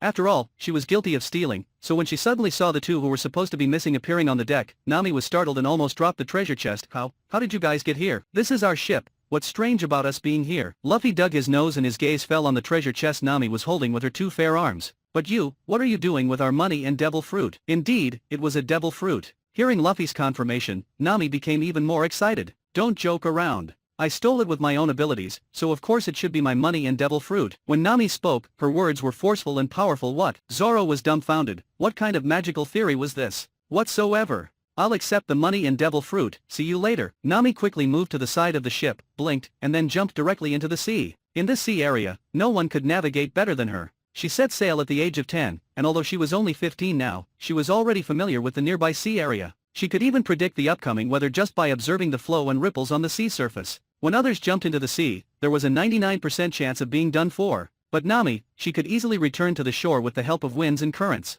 There was no way, having extensive knowledge of navigation allowed her to do as she pleased, but just as she was about to dive into the sea, Nami suddenly felt her legs tighten. Then, this sense of restraint spiraled up from her thighs, quickly spreading to her waist, and then to her chest. Instinctively turning her head, she saw a long thing, like a spiritual snake, quickly entwining her. Swish! Before Nami could react, the air around her ears instantly rushed backwards. The next moment, Nami was pulled back, suspended in mid-air. When she saw the situation clearly, her face turned pale and she exclaimed, "Ah! Why are you so long?" Chapter 37 Do first and then kill, the corpse sinks into the sea? Vinsmoke Sanji, that bastard Luffy over there, he actually dared to hold Nami-chan. Nami, that Luffy over there is really annoying. Nico Robin, this pose is indeed seductive, but given the situation just now, it is indeed the fastest and most efficient way. Boa Hancock, this maiden also wishes to be treated like that by Luffy. Shucky, you can leave, but you have to leave our things behind. Luffy put Nami on the deck and retracted his arm. Nami's vision blurred for a moment. After calming down, she immediately realized something and exclaimed, You ate the legendary devil fruit, didn't you?" "Yes, I ate the rubber fruit, the rubber man. Not only can I stretch, but I can also become thicker, with great elasticity and flexibility." Luffy pulled his own face, demonstrating. Cold sweat flowed down Nami's cheek. What a joke. To randomly encounter two young boys in such a small place, and you're telling me one of them is a devil fruit user? And he also has another devil fruit. It must be some deity targeting me. Don't just stand there, give us our things back. Seeing Nami in a dazed state, Luffy walked towards her. "Don't come any closer." Nami shivered and broke free from her trance. Without hesitation, she brought the smooth fruit to her mouth and shouted, "If you come any closer, I'll eat it." This devil fruit is the hope of the entire village. Nami didn't really want to eat it, she just wanted to use this method to force Luffy to compromise. She also wanted to sell this devil fruit for money. "Well, I advise you not to do that." With a slight grin at the corner of his mouth, Luffy advised. His footsteps did not slow down. Seeing that Luffy didn't care about her threat, Nami became anxious. "Hey, you're still coming. If you come any closer, I'll really eat it." Saying that, Nami opened her mouth wide, as if she really wanted to take a bite. But, as soon as her mouth opened, foam came out. She suddenly fell to the ground, her two legs straight and twitching. "Nami, that damn red border Luffy. How dare he treat me like this?" Roronoa Zoro, sigh. After me over there, Nami over there became the second victim of Conqueror's hacky education. Vinsmoke Sanji, Luffy. "You dare to bully Nami-chan, I won't let you off." Monkey D, Luffy. "It's that guy over there. Trafalgar Law, haha." The Straw Hat Captain's way of doing things over there is really interesting. Even if Nami is a girl, he doesn't spoil her urge. Even such a beautiful girl was easily knocked out. That red border Luffy really doesn't understand romance. Marshall D, teach, this is the quality that someone who achieves great things should have. Women, they just get in the way. Eustace Kid, hey. He's too skilled with his Conqueror's hacky. Ding. Enter the prize questions section. At this moment, a question appeared on the big screen. Question, how will red border Luffy deal with the little thief cat Nami? A. After Nami tells her tragic story, Luffy is deeply moved and gives her the devil fruit. B. Tie up Nami, kill her, and throw her body into the sea. C. Detain Nami and send her to prison at the marine base. D. Tell Nami to change her ways and invite her to join the crew. E. Throw Nami back onto the small boat and leave. At this moment, the screen froze, and the quiz session appeared. Rox D. Xebec, alright. Another question. This time, I must guess the answer. Marshall D. Teach, kill her and throw her body into the sea? I hope that's the correct answer. Shiryu, I think you just want to see an interesting scene, right? Marshall D. Teach, Nami, you bastard. Luffy would never do that. Usopp, I think A should be the correct option. Frankie, if it's our Luffy, then A is definitely the right choice. But over there, it's not certain. Roronoa Zoro, don't make the Luffy over there sound like a bad person. He hasn't done anything wrong, and he even remembers to repay his debts and acts on it. It seems like he's doing better than our Luffy. Trafalgar Law, I feel like D is also a possible answer. Nico Robin, I think C seems likely too. Nami, why do I think it's E that Luffy over there is capable of doing something like that at this moment? The 5-second penalty protection period ended. Usopp A, I bet Luffy is still that righteous young man. Sengoku E. Rox D, Xebec, C. If you want to be right, choose C. Gold Roger C. I also think C is the correct answer. Kojiki Odin B. Nami E. Spirits of heaven and earth, bless me. Red border Luffy, you have to prove yourself. you must throw me back onto the small boat. Marshall D. Teach, choose D. Shiki, choose A. Charlotte Perros, C. Charlotte Linlin, huh? I was just about to choose C. Charlotte Perros, Mom? I was wrong. Gold Roger Odin? What did you choose? Shiki, kahahaha. Odin, you also want to see an interesting scene, huh? Edward Newgate Odin, what are you doing? You're wasting a chance to answer the question for nothing. Kojiki Odin, no. This is called reverse thinking. The more it doesn't seem like the correct answer, the more likely it might be the correct answer. Well, this reasoning seems somewhat persuasive. Chapter 38 soon, the answer time is up. The content on the red border screen continued to play. Luffy walked up to Nami and took the smooth fruit back from her, putting it in the treasure chest. In a daze, Nami reached out her hand to grab the devil fruit, but Luffy pushed her hand back. Zoro picked up another treasure chest containing Belly and looked at Luffy, saying, what should we do with this girl? Let me think clearly. Luffy hadn't considered this question either. In a daze, Nami heard Luffy say something like I think. And she suddenly woke up a little. He thinks. What does he want to do? Since Nami became a thief specializing in stealing from pirates, she had never failed before. So she had never faced a situation where someone else would decide her fate now, as a young girl who had lost her ability to resist, facing two strong young men. One of them even said he was thinking about something. Nami suddenly felt that her situation was dangerous. Wait. Nami, not knowing where she found the strength, quickly shouted, ha! You're awake so quickly. Seeing Nami trying to support herself and get up, Zoro was very surprised. You see, even he, when he was hit by Luffy's Conqueror's Haki last time, struggled to get up with his strong will, and this girl in front of him could do it too. It's not as exaggerated as you think. After all, she's just an ordinary girl. I used Conqueror's Haki to intimidate her just to interrupt her from eating the devil fruit. Of course, it's impossible to release such a strong intensity like I did to intimidate you. Luffy had already judged that Nami had no combat power when he pulled her out of the water, so he only used a thin thread of Conqueror's Haki to intimidate her. Otherwise, if he had killed her on the spot, that would have been a sin. After all, in Luffy's eyes, the other party was not deserving of death. Zoro rolled his eyes. Alright, then I have to thank you for taking special care of me. Nami struggled to get up from the ground, then sat cross-legged on the ground, with a pitiful and helpless look, saying, do you need a navigator? I'm really good at navigation. Years of harsh living conditions made Nami understand one thing: if you want to negotiate conditions with others, you have to let the other party know why you have the qualifications to negotiate with them. Navigation was her condition and qualification. Of course, at this moment, Nami didn't really want to join them, it was just a plan to escape. Upon hearing Nami's words, Zoro's eyes widened in surprise. Really? He and Luffy knew nothing about navigation. Ever since they left Kokoyashi village, they basically just went with the flow. If they could have a navigator on the ship, then the problem of navigation would be solved. Zoro looked excitedly at Luffy, giving him a look, hinting like crazy. However, Luffy shook his head. Sorry, we don't need a navigator for now. Ha! Zoro's mouth suddenly opened wide. Nami's mouth is even wider open. It's over. He didn't even think about it and directly rejected my request. It seems like he's determined to do something to me. What should I do? I can't escape, and I can't win in a fight. Am I really going to be? For now, I only have one last move. Nami raises both hands above her head and then suddenly falls to the ground. Gentlemen, I, a foolish woman, have offended you both. Please, forgive me and spare me. To be honest, I am the hope of the entire village. I really can't die. Watching Nami's heart-wrenching performance, Luffy couldn't bear it and directly grabbed a grilled fish to cover her mouth. No need to say anything, I never intended to kill you. Luffy pointed to the back of the ship and continued, your ship is tied to the back. Take some fresh water and 2 grilled fish, and leave on your own. Really? Nami's face showed excitement and worry, not knowing what kind of play Luffy was acting out. Give me hope first, and then bring despair. Is that more exciting? While she was still thinking about these messy things, Luffy had already packed the 2 grilled fish and placed them in front of Nami. Let's go. With this, Nami's suspicions greatly diminished. She carefully climbed up and then picked up the grilled fish, took some fresh water, and walked towards the back of the ship while looking back 3 times. Only after she untied the ropes did Nami's anxious heart finally calm down. Watching the small boat disappear, Zoro grabbed Luffy and questioned, hey, Luffy, what are you doing? She's a navigator. Without her, we don't even know where the shore is. First, just because she says she's a navigator, does that make it true? Second, even if she really is a navigator, is she genuinely willing to join us? Is there a possibility that she'll lead us to a trap? Third, she's a thief, and I don't like that. Luffy explained seriously to Zoro. Zoro thought for a moment and suddenly felt that what Luffy said made sense. Thinking about his own impulsiveness just now, it's time for some self-reflection. Clearly, the correct option is E. Ding! The top 3 winners of this quiz are Sengoku, Nami. Congratulations to both of you for winning rewards.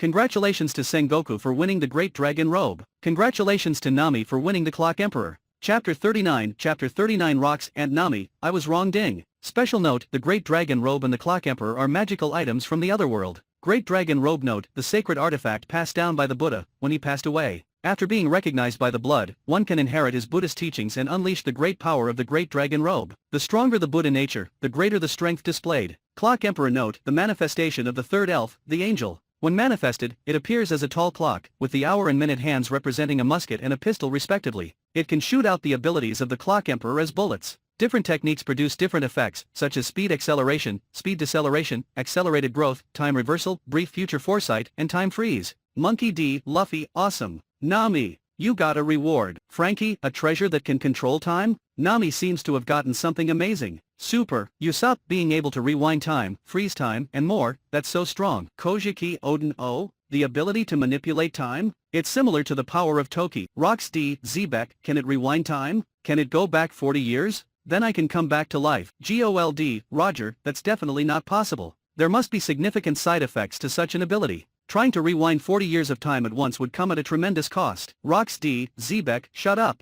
Hey, Nami, the girl, are you interested in rewinding time? As long as I can come back to life, I'll protect you in the future. Nami, please, I don't even know you. Gol D. Roger, pft, ha ha ha. Shiki, kek. Charlotte Linlin, ha ha ha, I'm laughing so hard. Mahahaha. Rox D. Xebec, you bastard. So, you're Nami, huh? Just you wait for me. Once I come back, I'll find you. Nami, you want to find me? Fine, you don't have to come, I'll come to you willingly. I'll rewind you for as many days as you've been resurrected. Let's see if I can directly rewind you to your state before resurrection. Rox D. Xebec, well, Nami, I didn't mean to oppose you. I shouldn't have been impolite. I know I was wrong. Monkey D. Garp, ha ha ha. Rox, why are you backing down? I still prefer seeing your unruly side. Rox D. Xebec, you don't understand. It's from the heart. Just by looking at our Nami, you can tell she's extraordinary. It's only right for me to show her respect. Gol D. Roger, damn it, Rox. You want to laugh me to death right after I resurrected? You're really mean. Rox D. Xebec, then you better die quickly. You idiot. Shiki, kek.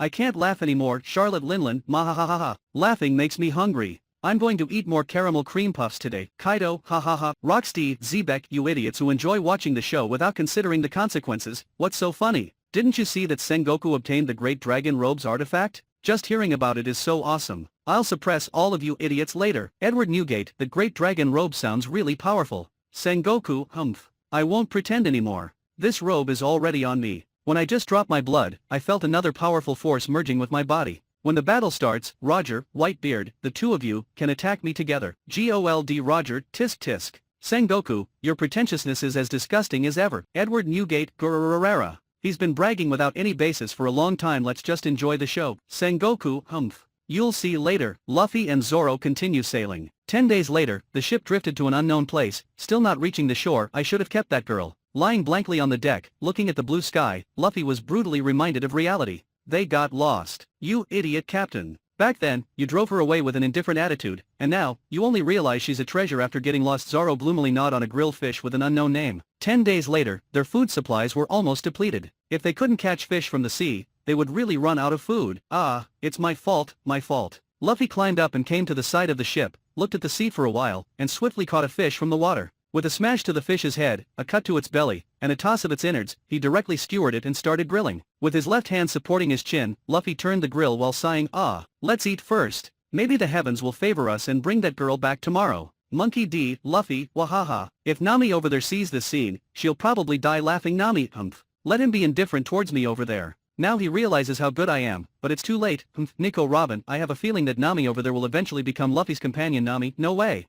Tony Chopper, Nami, don't be angry. Even if we're over here, the Straw Hat Pirates will definitely be together. Monkey D. Luffy, right. We will definitely be companions. Usopp, that's right. The me over there will definitely join too. Vinsmoke, Sanji, and me. Luffy over there, you must bring the me over there along. Chapter 40. Chapter 40. This unlucky fate. Buggy appears. Luffy and Zoro drifted on the sea for another 2 days. Although there is still no sign of land, they received some good news. Zoro has officially mastered armament haki. On the deck, Zoro swung his sword, covering the blade with a thin layer of black substance. Zoro waved his sword, sometimes passing by Luffy, and sometimes passing by Luffy again. Come on, you've already shown off in front of me 347 times. I already know you've mastered armament haki, no need to remind me again. Luffy scratched his head and twitched his mouth speechlessly. Ahaha, I was just too excited. From nothing to something, Zoro achieved a qualitative breakthrough, and he was really excited. Monkey D, Luffy, ha ha ha. Zoro over there is so cute. Vinsmoke Sanji, like a full Rorano Zoro, come on, that's armament haki. It's reasonable to be excited when you first practice it, right? Shanks, that's right, when I first practiced armament haki, I was so excited that I didn't eat for 3 days. Silver Rayleigh, this kind of great breakthrough in strength is indeed an exciting event. Just as Zoro was about to accidentally pass by for the 348th time, Luffy suddenly sat up. His eyes suddenly lit up, a ship is coming. They couldn't return to the shore by themselves, but now that a ship is coming, hope has arrived really. Upon hearing this, Zoro immediately put aside his showing off armament haki plan and hurriedly ran to the front of the deck, looking around. Where is it? Where is it? There. Luffy stepped forward to the bow and pointed forward with his hand. Although there was fog ahead, his observation haki had firmly locked onto the ship in the sea mist, and the next moment, a medium-sized pirate ship emerged from the fog ahead. On the wide sail, there was a grinning skull pattern with a big red head. Very eye-catching. On the impel-down warship, Buggy suddenly covered his face. No way. Luffy, who set sail 3 years earlier, also encountered him. At this point in time, Buggy's pirate crew hadn't even been to Orange Town yet. Buggy originally thought that he wouldn't have to run into Luffy from the red border, but unexpectedly, this unlucky fate still brought them together. The white border Luffy on this side was still a rookie at that time, and he was beaten up badly, while the red border Luffy on the other side was incredibly strong. Wouldn't he be completely beaten up on that side? Damn it, he is going to become his own black history over there. Up until now, Buggy and many others have noticed that, except for Luffy, the trajectories of the people on both sides are the same. Of course, those who encountered border Luffy must have had their trajectories changed. If the Buggy on that side shows an incredibly weak strength, it means that the Buggy on this side is also weak. Hey, Buggy, is that your pirate ship? Beside Buggy, Luffy grinned. What? Is it Captain Buggy's ship? Then these two kids are done for. That's right, Captain Buggy spared the Straw Hat Kid because of Shanks' face, and even gave him some guidance in the battle. But the situation on that side might be different. Yeah, if that Buggy captain over there didn't recognize Shanks' Straw Hat, then the Straw Hat Kid is in big trouble. That's right, in front of Captain Buggy, he's nothing. That's right, he can't handle Captain Buggy at all. Upon hearing that Buggy appeared, the prisoners flattered him one by one. Listening to these flatteries, Buggy felt extremely uncomfortable. If the secret is revealed later, it would be so embarrassing. Look, what have we encountered? 2 lost lambs at sea. Ha ha ha. We haven't even opened for business today, and they've come knocking on our door, haven't they? Captain, there's a ship ahead, and it seems to have 2 people on board. On the deck of the Buggy Pirates, a group of pirates excitedly waved their juggling weapons. Damn, we've encountered a larger pirate crew. Zoro's face immediately stiffened, his hand resting on the hilt. It's fine, I'll go negotiate. We just want to know the route to shore. There shouldn't be any conflict. Luffy lightly pats Zoro's hand holding the fake sword, signaling him not to act rashly. Then, he grabs the edge of the railing with both hands and takes a few steps back. Swoosh! Luffy's figure immediately shoots towards the direction of the Buggy Pirate ship. On the deck of the Buggy Pirates, upon hearing the reports from his subordinates, Buggy has already walked out of the cabin. Just as he was about to order an attack, he sees a figure instantly appear in front of him. Ah! Unexpectedly, Buggy is startled. Bastard, he actually dares to attack first. Am I, Buggy, not respected? Capture him. Buggy points with his big hand, giving the order. Yes, capture him. The lackeys of the Buggy Pirates immediately rush towards Luffy. Hey! Luffy is a bit annoyed. He actually just wanted to come over and ask for directions, but he didn't expect the other party to want to attack directly. Well, then he can only use force before courtesy. Immediately, Luffy activates Conqueror's Haki. Boom! An invisible pressure erupts from Luffy's body, instantly suppressing the surrounding pirates. In this instant, these surrounding pirates seem to be under some kind of terrifying gaze, their strength instantly drained, their faces pale, and their bodies uncontrollably falling to the ground. Crack, crack, crack, crack. The edges of the ship's planks also crack under the substantial pressure of Conqueror's Haki. The deck, which was bustling just a second ago, immediately becomes silent. On the entire deck, only Luffy and Buggy are still standing. Of course, the reason why Buggy can still stand is because when Luffy released Conqueror's Haki just now, he deliberately bypassed Buggy with precise control. He came to ask for directions, so he had to leave someone who could speak, and leaving the captain behind is obviously the most reasonable move. On the impel-down warship, look, that kid released Conqueror's Haki, but it had no effect on our Captain Buggy. Only when one's strength reaches a certain level can they withstand the intimidation of Conqueror's Haki. And Captain Buggy didn't even flinch, showing just how unfathomable his strength is. Captain Buggy, the eternal god. Watching Buggy face the intimidation of Conqueror's Haki as if it were a gentle breeze, the admiration of these prisoners who escaped from impel down towards Buggy instantly flows like a surging river. Endless, this universe grows with every follower. Are you part of Infinite Novel yet?